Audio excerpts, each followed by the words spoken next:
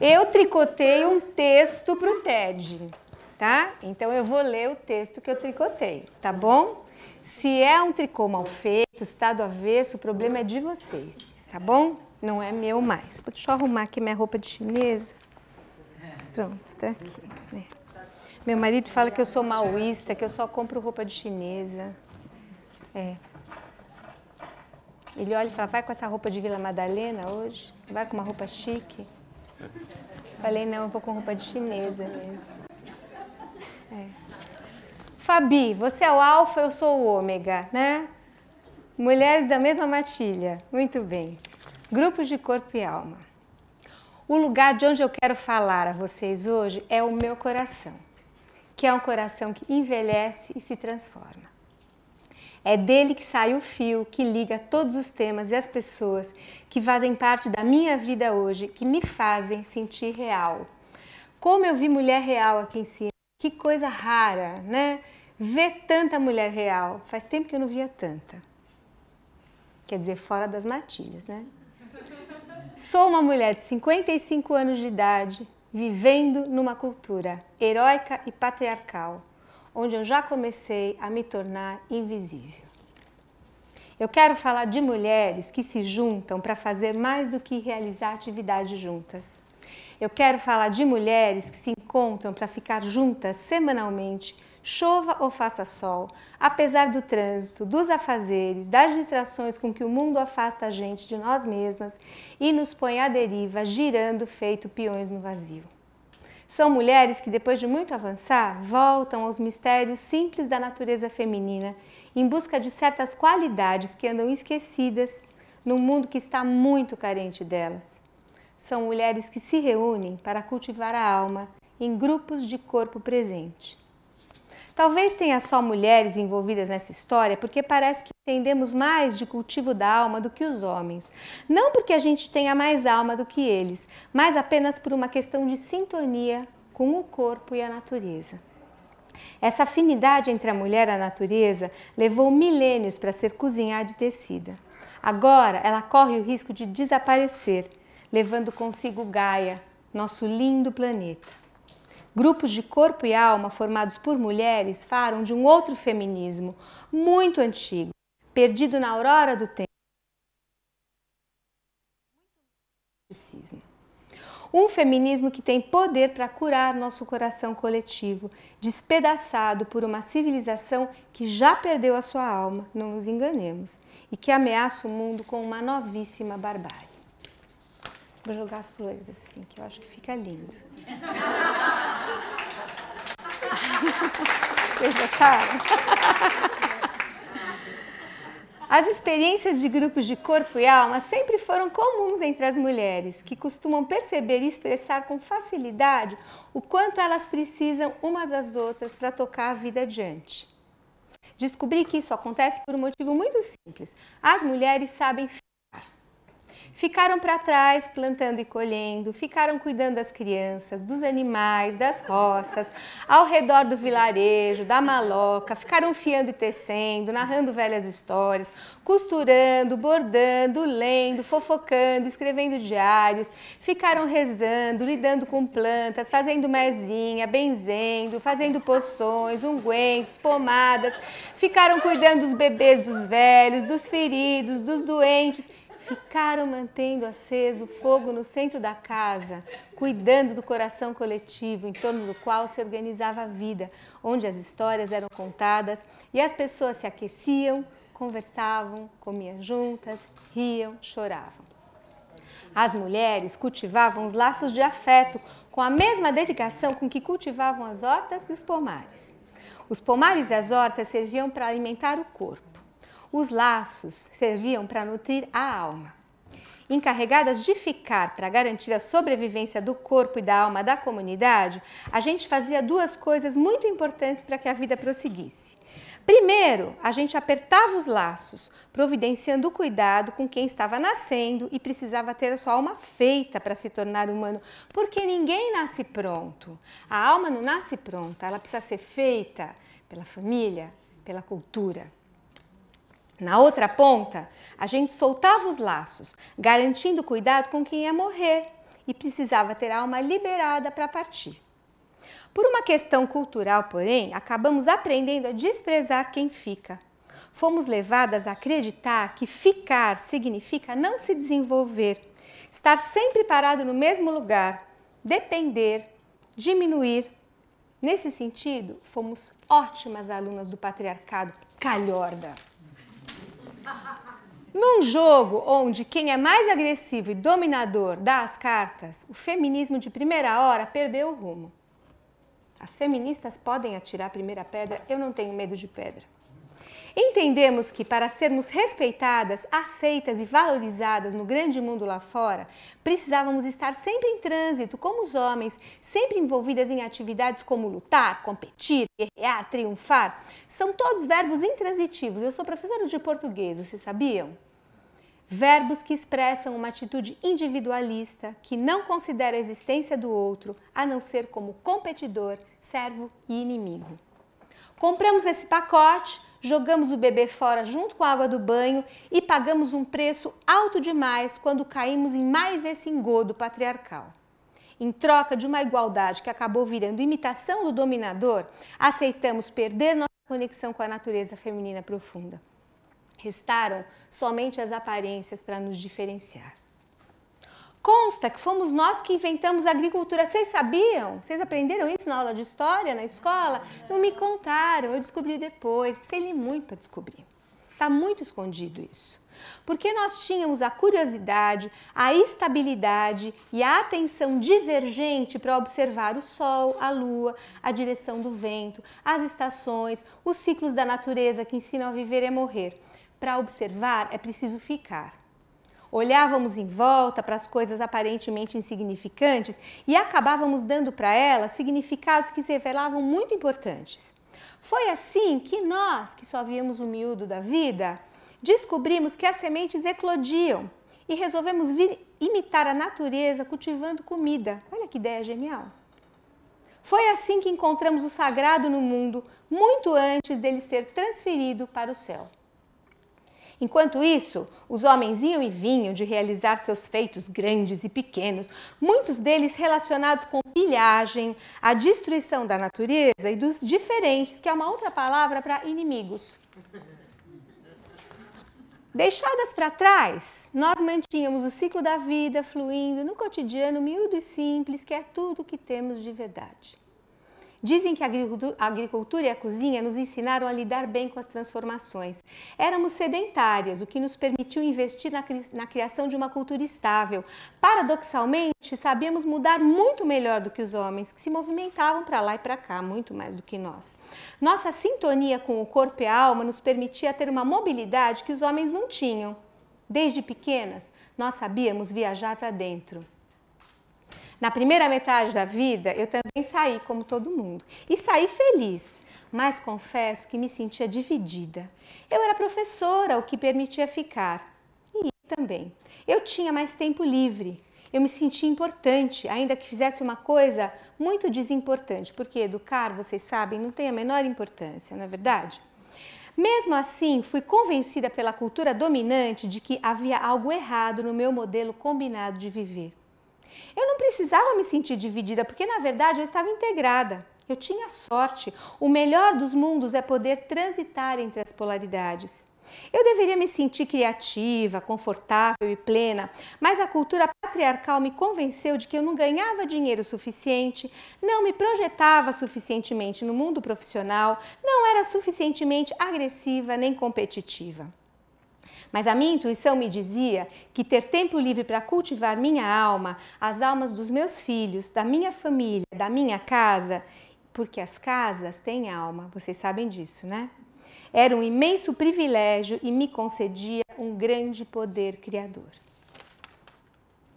Eu queria ver meus filhos crescerem, estar com eles em suas passagens, contar histórias, ensiná-los a cantar, a gostar de animais, de plantas, a se relacionar. Eu queria ter tempo para namorar meu marido, para ouvi-lo, para conversar com ele sobre a nossa vida. Eu queria ter tempo para os meus amigos. Como minha mãe, eu tinha um imenso prazer em ficar. Cuidar do jardim, da cozinha, da família, manter aceso o fogo no centro da casa. Diferente da minha mãe, porém, eu podia sair e viver a vida no grande mundo, praticar minha vocação, circular com desenvoltura no espaço público. Algumas vezes, porém, o prazer de ficar era um mico. Esse prazer que eu partilhava com minha linhagem feminina me deixava constrangida no grande mundo lá fora. Quando deixei a sala de aula há alguns anos, o meu lado que sabia ficar me serviu de âncora.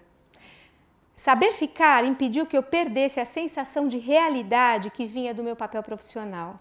Na época, eu vivi um momento de intensa metamorfose e as metamorfoses costumam nos dar essa sensação de perda da própria realidade.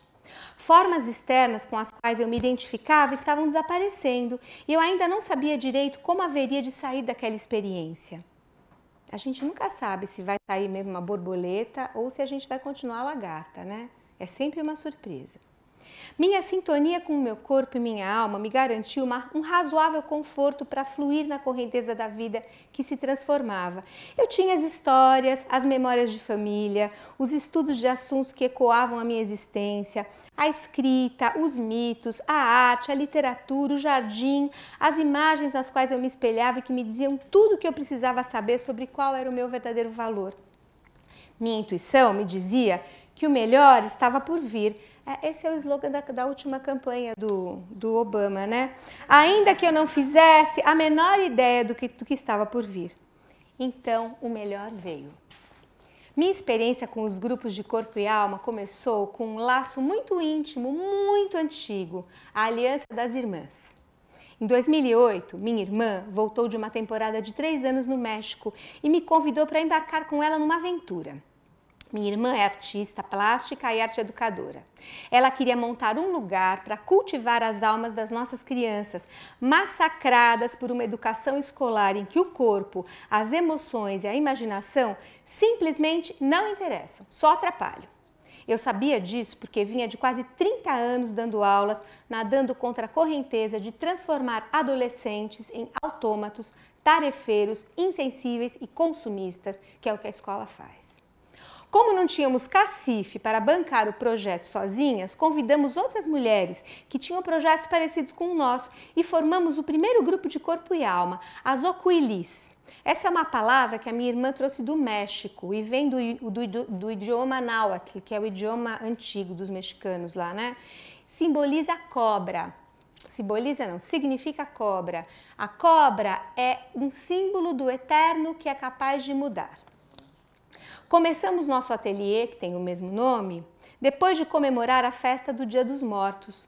Foi quando o meu casulo começou a se abrir e a revelar a minha nova forma. No início eu tinha pensado em fazer uma coisa chique, coordenar grupos de leitura.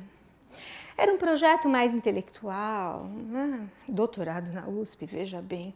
Como se saindo novamente para o mundo eu precisasse ser apenas racional. Para minha sorte, as mulheres que aderiram à ideia propuseram leituras não literárias, leituras de autoconhecimento, divergentes, analógicas e um bocado irracionais também. Textos de mulheres fora da curva, destinados a mulheres fora da curva. Contos de fadas, mitos, metáforas. Eram mulheres que já haviam evoluído muito do ponto de vista da racionalidade e agora queriam se tornar sábias. Assim, nasceram as matilhas de leitura. Sim, matilhas são de cachorros mesmo, é isso que vocês estão pensando. Grupos de mulheres que leem juntas o clássico Mulheres que Correm com os Lobos, da analista junguiana Clarissa Pinkola Estés. Não é coisa nova, muitas mulheres já faziam isso antes de nós, mas é coisa única, porque fazemos isso de um jeito completamente nosso. Como não podíamos ser mais alcateias, porque já estávamos bem domesticadas, éramos no máximo umas poodles, umas golden retrievers, né? Seríamos então matilhas em busca do DNA do feminino selvagem, a fonte de energia vital que continua a se renovar pela vida fora, de que falam os mitos e as velhas histórias tradicionais. As matilhas são grupos de leitura de corpo e alma.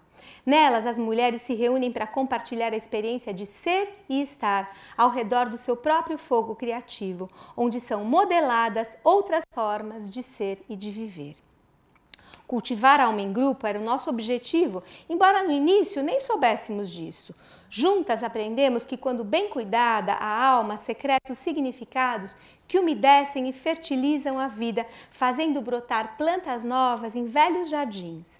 Aprendemos também que o corpo se transforma criativamente quando a alma está preparada para lhe ensinar como se faz. Aprendemos que a alma é alquimista e o corpo seu laboratório. Quando um não colabora, o outro adoece. Um não pode viver sem o outro. Aprendemos que o corpo e a alma equilibram a razão lógica e a tornam menos abstrata, prepotente e fria. Somos mulheres que estão reaprendendo a ficar. Cultivar a alma em grupo não tem segredo. Qualquer um pode fazer, não precisa comprar o manual, não estou vendendo.